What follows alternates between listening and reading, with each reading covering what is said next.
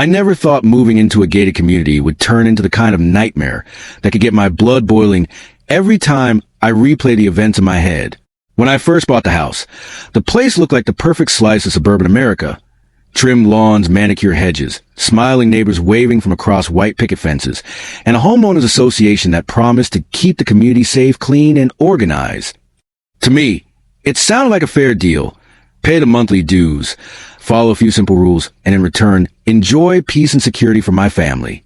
I had no idea that behind the neatly painted fences and cheerful newsletters was a power-hungry HOA board, a pack of self-proclaimed enforcers who thrived on intimidation, and a so-called security team who thought of themselves as soldiers in some private militia.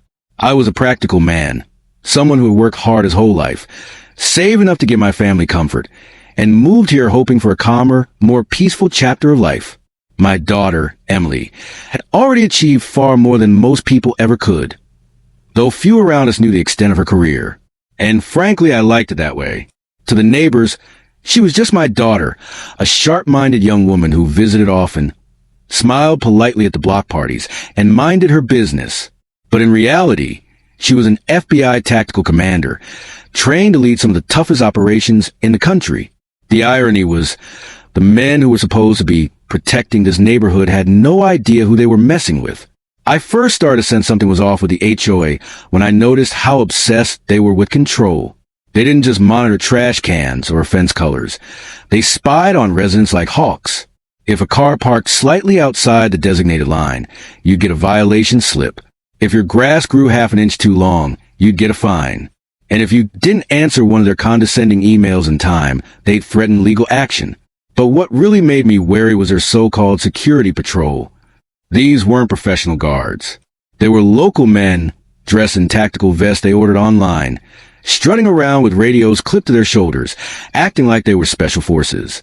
Most of them were ex-military wannabes or failed police applicants who had found a new playground for their authority fantasies. They cruised the streets in golf carts decked out with flashing lights, acting like they were patrolling a war zone instead of a quiet suburban neighborhood. The first direct clash happened about 2 weeks after Emily came over for dinner one Friday evening. She had just returned from a deployment training exercise, though she didn't say much about it.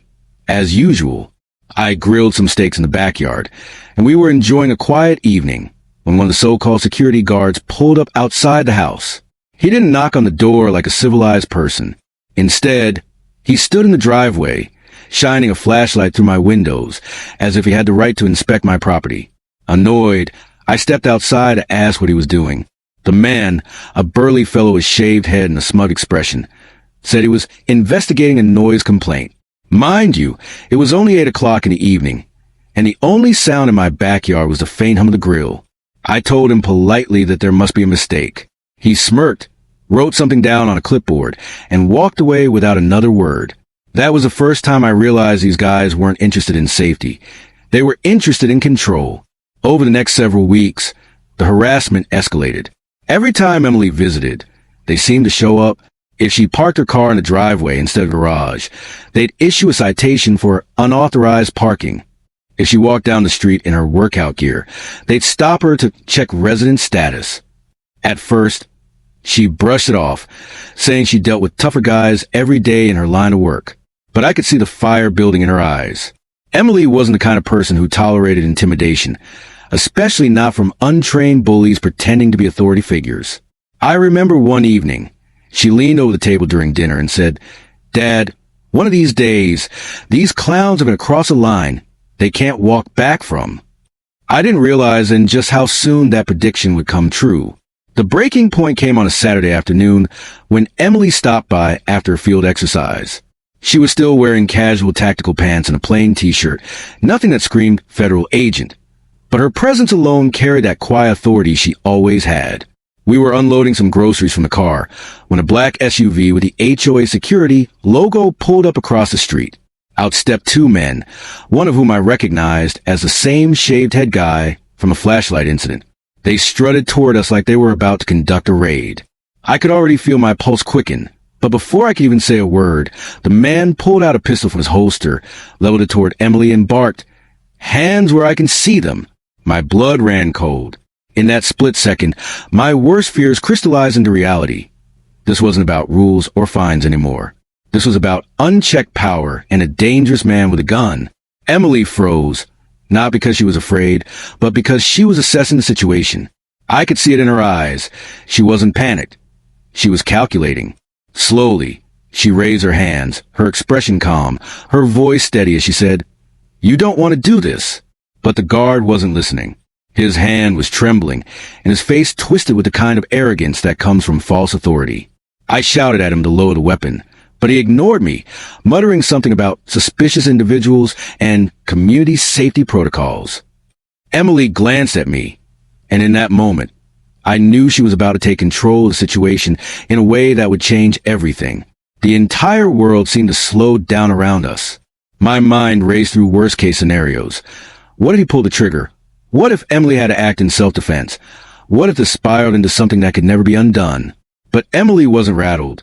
With measured precision, she shifted her stance ever so slightly, a movement so subtle the man didn't even notice. Her training kicked in, and within seconds, she had disarmed him, twisted his arm behind his back, and pinned him to the hood of his own SUV. The second guard stood frozen, his mouth hanging open, unsure whether to draw his own weapon or run for cover. Emily's voice cut through the tense silence like a blade. "Federal agent, you just pulled a firearm on me, without cause. Congratulations, you've just committed a felony." I stood there, stunned, my groceries still in hand, as neighbors peeked through their curtains, whispering among themselves. For the first time, the so-called HOA security realized they weren't the ones in control. Emily reached into her back pocket, pulled out her badge, and flashed it in the other guard's face. The color drained from the man's cheeks as he realized exactly who he and his partner had tried to intimidate. The arrogance that fueled their every action suddenly evaporated, replaced by fear. And I, standing there as her father, felt a swell of pride mixed with rage. They had no idea that the woman they had tried to bully was a commander who trained teams for high-stakes tactical raids, someone who had faced down real threats and come out on top. The day after the incident with the gun, the neighborhood was buzzing like a beehive that had just been rattled with a stick. Everyone had seen or heard something, and rumors spread like wildfire. Some whispered that Emily was secretly military. Others speculated that she was some kind of undercover cop. The more ridiculous ones claimed she was part of a witness protection program, which was why the HOA security had tried to confront her. Nobody knew the truth, but everyone knew one thing for certain. The so-called enforcers had been humiliated, and they were scrambling to regain control. The shaved head guard, who by now I learned was named Rick, had been released from Emily's grip only after she gave him the kind of verbal warning that echoed in his ears. "Next time you point a weapon at a federal officer," she told him, "you won't just walk away with sore wrists, you'll walk away in cuffs." Rick had muttered something incoherent and stormed off, but I could see in his eyes that he wasn't done with us. The HOA board wasted no time circling the wagons. By Monday morning, I received a letter on official stationery stamped urgent violation notice. It accused me of harboring an unauthorized resident, obstructing security operations, and endangering community harmony. The language was so absurd it would have been laughable if it hadn't carried threats of hefty fines and even legal eviction proceedings. I sat at my kitchen table with a letter in one hand and a cup of coffee in the other, my jaw tightening with every line I read. Emily, sitting across from me, skimmed it and let out a low whistle. "They're desperate," she said flatly. "This isn't about rules anymore. This is about power. They lost face, and now they're trying to scare you back into submission." I wasn't the kind of man who enjoyed conflict, but I also wasn't about to let some bureaucratic bullies push me out of my own home. I had worked too long and too hard to build this life, and if they thought they could intimidate me with letters and threats, they were in for a surprise. Still, I knew I needed to play this smart.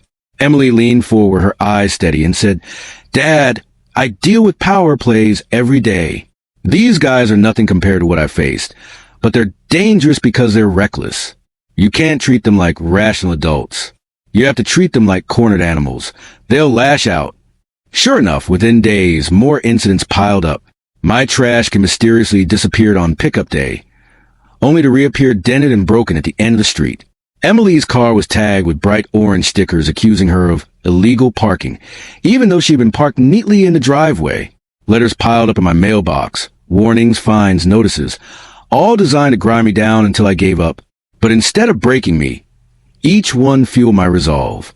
And it wasn't just me noticing their behavior. Other neighbors, who had been quietly enduring the same kind of harassment for years, began stopping me on walks.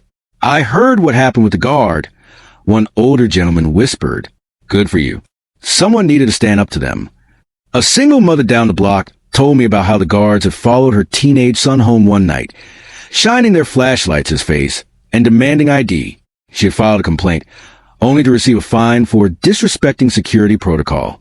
It became clear that Emily's confrontation had pulled the curtain back on a long history of abuse. The HOA wasn't protecting the neighborhood. They were terrorizing it. And Rick, the guard who pulled the gun, wasn't just some rogue hothead. He was part of a larger system built on fear and intimidation, one that had gone unchecked for too long. Emily, being who she was, didn't just sit on the sidelines. She began documenting everything. Every letter, every fine, every encounter was meticulously recorded. She even installed discreet cameras around the house to catch the patrols snooping around at night. More than once, we caught footage of guards peeking over fences, taking pictures of backyards, and loitering suspiciously near windows. It was invasive, unsettling, and downright illegal. The more evidence Emily gathered, the more I began to see a fire in her I hadn't seen since she was fresh out of Quantico. She wasn't just protecting me. She was building a case. I remember one night, sitting at a dining table, paper spread out like a war map. Emily leaned back and said, "Dad, these guys don't realize what they've walked into. They think they're untouchable because they hide behind the HOA. But the law doesn't care about their little titles. Once I'm done, they won't just lose their jobs, they'll face charges." The escalation reached its peak one evening when Rick himself showed up again. This time, he wasn't alone. 3 other guards piled out of their SUV, all of them dressed in matching tactical vests, radios crackling and flashlights cutting through the night. They marched up to my driveway as if they were about to conduct a raid. I stepped outside, heart pounding, Emily right behind me.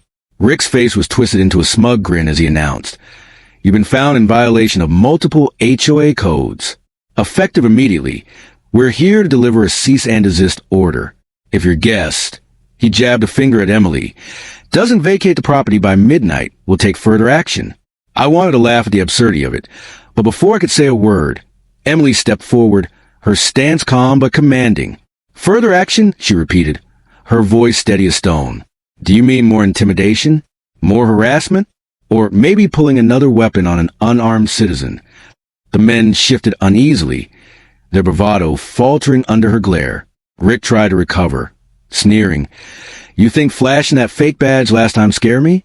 This is our community, and we make the rules here." That was his mistake, because in one fluid motion, Emily pulled out her real credentials, flipping them open in the beam of his flashlight. "Federal Bureau of Investigation," she said, her tone razor sharp. "And I suggest you remember that before you say another word." The silence that followed was almost deafening. The other guards looked at each other, their faces pale. Rick's grin evaporated, replaced by the twitch of panic. He stammered, "Why, you can't just—" But Emily cut him off. "I can and I will. You're trespassing on private property. You're armed, and you've already assaulted a federal agent. Right now, I could have you in cuffs and transported downtown in under an hour. Do you want to test me?" For a moment, I thought she might actually arrest him right then and there. But instead, she held back, letting the weight of her words sink in. After a tense pause, Rick motioned for his men to retreat, muttering under his breath as they slunk back to their SUV. That night, Emily sat me down and said something I'll never forget. "Dad, this isn't just about us anymore. This whole community has been living under their thumb for too long. They're using fear as a weapon, and the HOA is enabling it. I'm going to take them down, not just for you, but for everyone here." It was in that moment that I realized the fight had shifted. This wasn't just a personal vendetta anymore. This was about justice, about exposing corruption, about standing up to bullies who had been hiding behind bureaucracy for far too long. And though I worried for her safety, I also knew there was no stopping Emily once she had made up her mind. When you've lived long enough, you learn that wars aren't always fought on battlefields with tanks and rifles. Sometimes they're fought in living rooms, in board meetings, in courtrooms, and in the quiet exchanges of neighbors who had enough of being pushed around. That's exactly where this fight was heading. What started as one guard pulling a gun on my daughter had exploded into a neighborhood-wide rebellion against the HOA. And at the heart of it all was Emily, calm, strategic, relentless. She wasn't just defending me anymore. She was dismantling a system that had been rotting from the inside out. And as much as I tried to stay in the shadows and let her take the lead, I couldn't help but be swept up in the tidal wave of change she was creating. The HOA board thought they could clamp down and restore order by doubling down on intimidation. They started holding emergency meetings, sending out panic newsletters that painted Emily and me as threats to community safety. They warned residents not to associate with disruptive individuals. They even went so far as to hire additional security volunteers, handing out tactical vests and radios to a handful of overeager neighborhood tough guys who saw the whole thing as their chance to play soldier. The first time I saw them marching down the street in formation, yes, actual formation, I almost laughed out loud. It looked less like security and more like a kid's dress-up parade. But laughter aside, I knew it was dangerous. A bunch of untrained men with inflated egos and access to firearms was a recipe for disaster. Emily saw it too. She started holding quiet meetings with sympathetic neighbors in our living room. People trickled in after dark, nervous but determined, carrying stacks of fines, letters, and photos that documented years of harassment. One elderly widow broke down in tears as she explained how the HOA had fined her hundreds of dollars for yard neglect while she was recovering from surgery. A young father described how the guards had followed his wife home late at night, demanding to know why she had taken a suspicious route through the neighborhood. The stories piled up like bricks in a wall of evidence, and with every testimony, Emily's jaw tightened. "This isn't just mismanagement," she said one evening. "This is systemic abuse. And once we shine a light on it, there's no going back." The problem was shining that light meant drawing fire. And fire came quickly. One evening, as Emily and I were walking back from a neighbor's house, we noticed the HOA guards trailing us in their SUV, headlights glaring. They followed us all the way to my driveway, parked across the street, and sat there, engines running, as if daring us to react. I could feel my chest tighten with anger, but Emily only smirked. "Let them watch," she said. "The more desperate they get, the easier they are to expose." Still, I couldn't shake the unease. These weren't rational men. They were cornered animals, and cornered animals bite. It was around that time that Emily decided to take things to the next level. She filed formal charges with the state attorney's office, backed by dozens of affidavits from neighbors.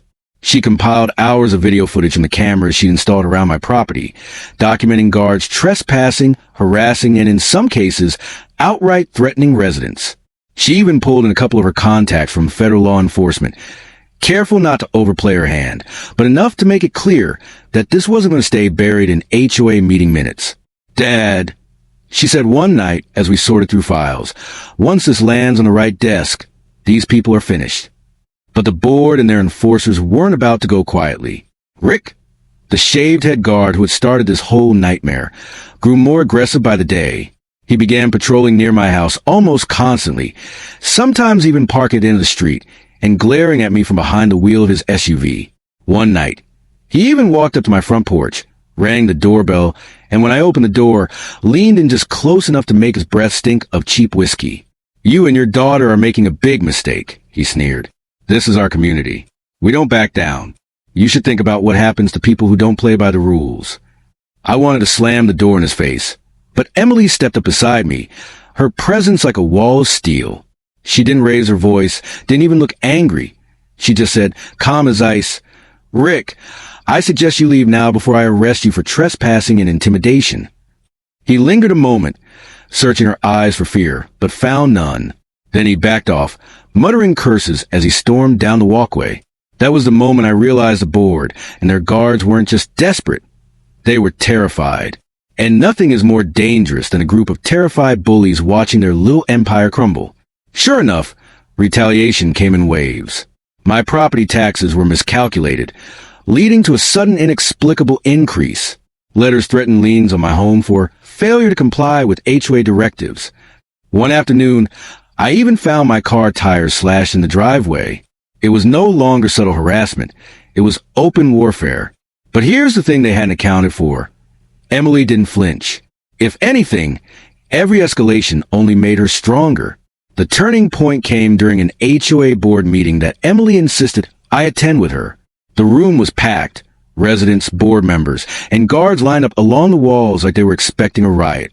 The board president, a smug man named Harold with slick back hair and an overinflated sense of authority, opened the meeting with a speech dripping with arrogance. "We have a disruptive resident in our community," he declared, eyes locked on me, "and his guest has endangered the safety and harmony of our neighborhood. We will not tolerate insubordination." Murmurs rippled through the crowd, some supportive, others skeptical. Then Emily stood up. She didn't raise her voice, didn't shout. She simply pulled out a stack of files, placed them on the table, and said, "These are sworn statements from over 30 residents detailing harassment, intimidation, and illegal activity by this board and its security force. These are videos documenting your guards trespassing, threatening, and endangering the very people you claim to protect. And these," she flipped open her badge, "are my credentials. Federal Bureau of Investigation. From this moment forward, every action you take will be under scrutiny by state and federal law enforcement. Choose your next move carefully." In the weeks that followed the explosive HOA meeting, the neighborhood felt like it was walking a tightrope. On the surface, things seemed calm. Lawns were still trimmed, kids still rode their bikes down the sidewalks, and mailboxes still stood neatly in rows. But underneath, tension simmered like a pot ready to boil over. Every glance between neighbors carried the weight of suspicion or solidarity. Some looked at me with gratitude, others with fear, and a few with thinly veiled hostility. The board had lost face in front of the entire community, and Rick's pride had taken the biggest hit of all. That meant retaliation wasn't just possible, it was inevitable. Emily knew it, and I knew it too. The only question was how far they would go to claw back their power. The answer came one evening when I returned from running errands to find a notice taped to my front door in bold red letters. "Final warning, immediate compliance required." Inside, the letter accused me of violating half a dozen community safety protocols, from harboring an unapproved resident to conducting unlawful gatherings. It ended with a chilling line. "Failure to comply will result in enforcement measures." I showed it to Emily, who read it without so much as blinking. "Enforcement measures," she repeated, her voice flat. "That's not legal language. That's a threat." She folded the paper neatly, tucked it into her file, and looked me dead in the eye. "They're trying to scare us, Dad, which means we got them exactly where we want them." That night, Emily doubled down.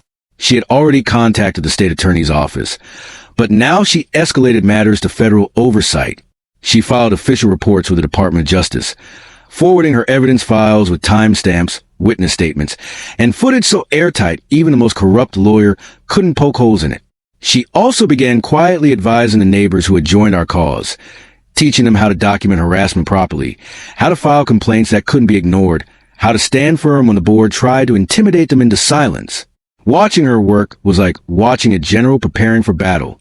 She didn't shout orders or wave her authority around. She listened, she strategized, and she built trust. And soon, our living room became the unofficial headquarters of a rebellion. But the board and their so-called security force weren't idle. Rick and his goons ramped up their patrols, circling my block like vultures.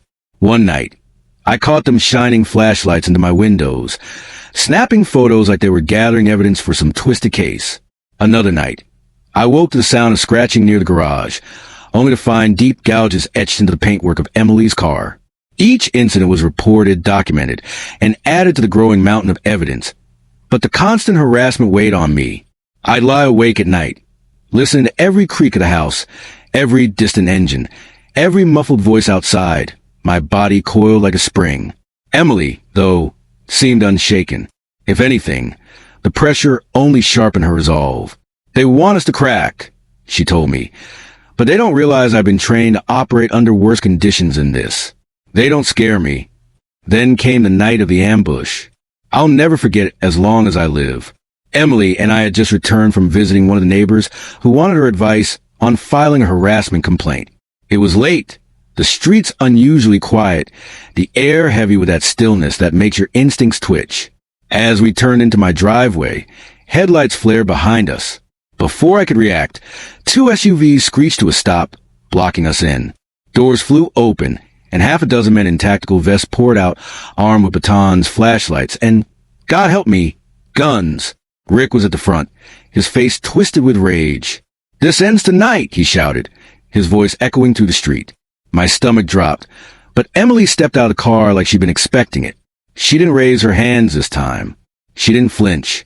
She simply squared her shoulders, her voice cutting through the chaos like a blade. "You're making a big mistake, Rick. You and every man standing with you." Rick sneered, waving his pistol like it was a toy. "You think you're tough? You think that badge means anything here? This is our community. We make the rules. And tonight, we're taking back control." His men fanned out, trying to box us in. I could hear neighbors' blinds snapping open, whispers drifting through the night. The whole block was watching, frozen, as the showdown unfolded. Then Emily moved. It was like watching lightning strike. One moment, Rick was swaggering forward, gun in hand. The next, Emily had closed the distance, disarmed him, and sent him sprawling to ground with a precision takedown that left him gasping for air. The other guards froze, stunned by the speed of it. Emily's voice thundered across the street. "Federal agent, drop your weapons now." For a split second, I thought they might actually fire back, but the sheer authority in her voice broke them. One by one, the men hesitated, then lowered their weapons, unsure whether to fight or flee. And then the sirens came. Red and blue lights flooded the street as squad cars screeched to a halt, officers pouring out with weapons drawn. Emily had anticipated this moment, had timed her reports and her calls perfectly. The local police, backed by state investigators, swarmed the scene. Rick's men dropped their weapons entirely, caught like rats in the spotlight. Rick himself was dragged to his feet, cursing and spitting, as Emily recited his rights with icy precision. The neighbors poured out of their houses, some cheering, some crying, all of them witnessing the downfall of the tyrants who had lorded over them for years. In the hours that followed, the truth unraveled fast. Investigators raided the HOA office, uncovering boxes of falsified documents, embezzled funds, and evidence of years of illegal surveillance. Residents lined up to testify, emboldened by Emily's courage. The board president, Harold, was caught trying to shred papers in his office and was led away in handcuffs. And Rick, hot-headed, reckless Rick, was booked on charges ranging from assault with a deadly weapon to impersonating law enforcement. The so-called security force disintegrated overnight, exposed to the thugs they were. But for me, the most powerful moment came as I stood on my porch in the quiet after the storm, watching Emily speak to the officers with the same calm authority she had shown all along. Neighbors approached me, shaking my hand, thanking me, but I knew the truth. It wasn't me who had saved this community. It was her, my daughter. The girl who had grown up riding her bike on these sidewalks had come back as a warrior, not just for me, but for everyone who had been too afraid to fight back. Of course, the battle wasn't entirely over. Legal proceedings take time, and the scars of fear don't heal overnight. But the stranglehold the HOA had on our lives was broken. And as word spread, as residents realized they were free from the board's tyranny, a new sense of hope settled over the neighborhood. For the first time in years, people laughed freely at block parties, waved without suspicion, and let their kids play outside without fear being patrolled. And though I knew Emily would soon return to her demanding career, she had left behind something priceless: freedom. In the days that followed the takedown of the HOA board and their so-called security force, the neighborhood seemed to exhale for the first time in years. It was subtle at first, the absence of patrol SUVs circling the blocks, the silence of radios crackling in the night, the sudden lack of letters crammed into mailboxes like threats on paper. But soon, it grew into something undeniable. Kids who had once been told to play quietly indoors spilled into the streets, laughing and chasing each other until dusk.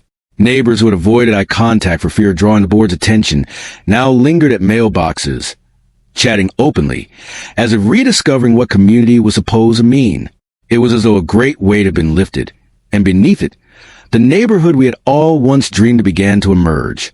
But peace, as I knew too well, is never without scars. The fallout from years of intimidation was not something that could be wiped away overnight. Some residents were still wary, hesitant to speak too freely in case the board somehow clawed its way back into power. Others, who had once benefited from siding with Harold and Rick, looked bitter and cornered, their loyalties exposed for all to see. There were cracks in the facade of unity, but even those cracks couldn't hide the truth. The old order was gone and it was never coming back. The police presence lingered for weeks, investigators combing through bank accounts, property records, and surveillance logs, building airtight cases against the HOA leaders. Every day, new revelations surfaced. Embezzlement schemes that had siphoned hundreds of thousands of dollars from residents' fees. Secret deals with contractors who overcharged for shoddy work, and even evidence that board members had used security patrols to intimidate anyone who dare question them. It was corruption laid bare, and once the light hit it, there was no turning away. Emily moved through it all with the same composure she had shown from the start. She attended hearings, sat in on depositions, and counseled neighbors who had never imagined themselves testifying against men who once controlled every aspect of their lives. She didn't grandstand or seek credit. She simply did the work, steady and relentless. To many in the community, she became something of a legend, the woman who had stood up to armed men in tactical vests and dismantled an empire of fear with nothing but training, evidence, and unbreakable resolve. But to me, she was still my daughter, the little girl who used to run through sprinklers in the summer, now standing taller than I could ever have dreamed. And though I knew her career would soon call her back to distant cities and dangerous missions, I cherished every day she spent here, rebuilding not just our neighborhood but the bond between us. One evening, as we sat on the porch watching the sun dip below the horizon, I found myself reflecting on how quickly life can turn. A few months earlier, I had moved into this house thinking I had found peace, only to discover a hidden war waged by petty tyrants. I'd been ready to endure it quietly, like so many others, until Emily came and turned the tide. She hadn't just fought back. She had shown me that silence in the face of injustice is its own kind of surrender. I told her as much that night, my voice thick with emotion. Emily, you didn't just save me. You reminded me that it's never too late to stand up for what's right. She gave me a small smile, resting her hand on mine. That's the thing, Dad. You were never weak. You just needed someone to remind you of your own strength. The trials against Harold, Rick, and the others stretched on for months. Each court appearance was a spectacle. Residents filling the gallery, reporters scribbling notes, cameras flashing outside the courthouse. Harold tried to play the victim, claiming he had only ever acted in the best interests of the community. Rick blustered in rage, but the charges against him were too severe to dodge. In the end, justice prevailed. Harold was convicted of fraud, embezzlement, and abuse of power, sentenced to years in prison. Rick was handed down an even harsher sentence for assault with a deadly weapon, impersonating law enforcement, and intimidation. The rest of their cronies scattered, some taking plea deals, others slinking away in disgrace. By the time the dust settled, the HOA as it had once existed was dissolved entirely, replaced by a resident-led council determined to rebuild the community on trust instead of fear.